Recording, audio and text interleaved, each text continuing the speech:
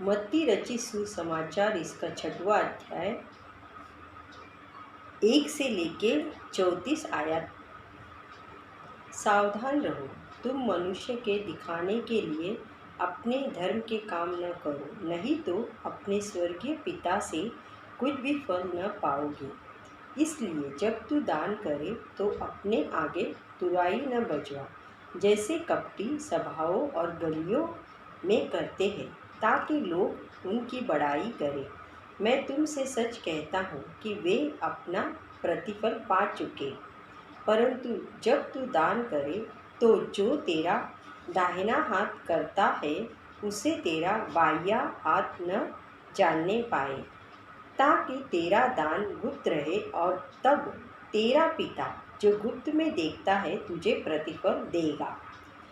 जब तू प्रार्थना करे तो कपटियों के समान न हो, क्योंकि लोगों को दिखाने के लिए आराधनालयों में और सड़कों के मोड़ों पर खड़े होकर प्रार्थना करना उनको अच्छा लगता है। मैं तुमसे सच कहता हूँ कि वे अपना प्रतिफल पा चुके। परंतु जब तू प्रार्थना करे तो अपनी कोठरी में जा और द्वार बंद करके अपने पिता से जो गुप्त में है प्रार्थना कर। तब तेरा पिता जो गुप्त में देखता है तुझे प्रतिफल देगा। प्रार्थना करते समय अन्य जातियों के समान बक बक न करो, क्योंकि वे समझते हैं कि उनके बहुत बोलने से उनकी सुनी जाएगी। इसलिए तुम उनके समान न बनो, क्योंकि तुम्हारा पिता तुम्हारे मांगने से पहले ही जानता है कि तुम्हारी क्या क्या आवश्यकताएं हैं। अतः तुम इस रीति से प्रार्थना किया करो, हे हमारे पिता, तू जो स्वर्ग में है, तेरा नाम पवित्र माना जाए, तेरा राज्य आए, तेरी इच्छा जैसी स्वर्ग में पूरी होती है वैसे पृथ्वी पर भी हो।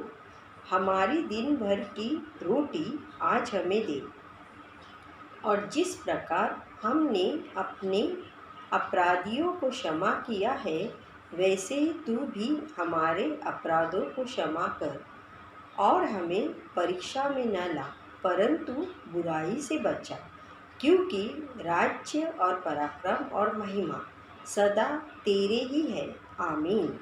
इसलिए यदि तुम मनुष्य के अपराध क्षमा करोगे तो तुम्हारा स्वर्गीय पिता भी तुम्हें क्षमा करेगा, और यदि तुम मनुष्य के अपराध क्षमा न करोगे तो तुम्हारा पिता भी तुम्हारे अपराध क्षमा न करेगा। जब तुम उपवास करो तो कपटियों के समान तुम्हारे मुंह पर उदासी न छाई रहे, क्योंकि वे अपना मुंह बनाए रहते हैं ताकि लोग उन्हें उपवासी जाने। मैं तुमसे सच कहता हूँ कि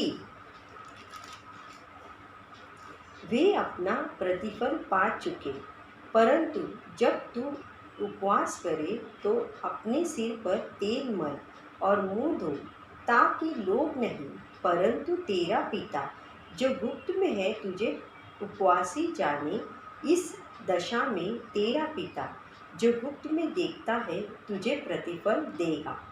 अपने लिए पृथ्वी पर धन इकट्ठा न करो, जहाँ कीड़ा और कोई बिगाड़ते हैं और जहाँ चोर सेंध लगाए और चुराते हैं, परंतु अपने लिए स्वर्ग में धन इकट्ठा करो, जहाँ न तो कीड़ा और न कोई बिगाड़ते हैं और जहाँ चोर न सेंध लगाते और न चुराते हैं।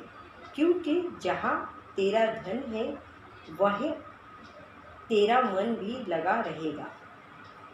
शरीर का दिया आँख है, इसलिए यदि तेरी आँख निर्मल हो तो तेरा सारा शरीर भी उजियाला होगा, परंतु यदि तेरी आँख बुरी हो तो तेरा सारा शरीर भी अंधियारा होगा। इस कारण वह उजियाला जो तुझ में है, यदि अंधकार हो तो वह अंधकार कैसा बड़ा होगा। कोई मनुष्य दो स्वामियों की सेवा नहीं कर सकता, क्योंकि वह एक से बैर और दूसरे से प्रेम रखेगा, या एक से मिला रहेगा और दूसरे को तुच्छ जानेगा। तुम मनुष्य और धन दोनों की सेवा नहीं कर सकते। इसलिए मैं तुमसे कहता हूँ कि अपने प्राण के लिए यह चिंता न करना कि हम क्या खाएंगे और क्या पिएंगे, और न अपने शरीर के लिए कि क्या पहनेंगे। क्या प्राण भोजन से और क्या शरीर वस्त्र से बढ़कर नहीं? आकाश के पक्षियों को देखो, वे न बोते हैं न काटते हैं और न खेतों में बटोरते हैं, फिर भी तुम्हारा स्वर्गीय पिता उनको खिलाता है।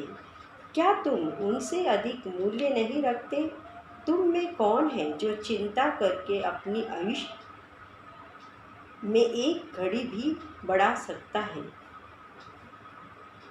और वस्त्र के लिए क्यों चिंता करते हो? जंगली शोषणों पर ध्यान करो कि वे कैसे बढ़ते हैं। वे न तो परिश्रम करते न काटते हैं। तो भी मैं तुमसे कहता हूँ कि सुलेमान भी अपने सारे वैभव में उनमें से किसी के समान वस्त्र पहने हुए न था।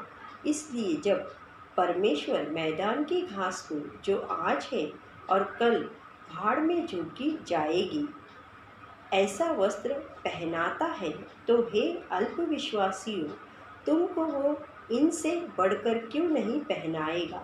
इसलिए तुम चिंता करके यह न कहना कि हम क्या खाएंगे या क्या पिएंगे या क्या पहनेंगे, क्योंकि अन्य जातियाँ इन सब वस्तुओं की खोज में रहते हैं। पर तुम्हारा स्वर्गीय पिता जानता है कि तुम्हें इन सब वस्तुओं की आवश्यकता है।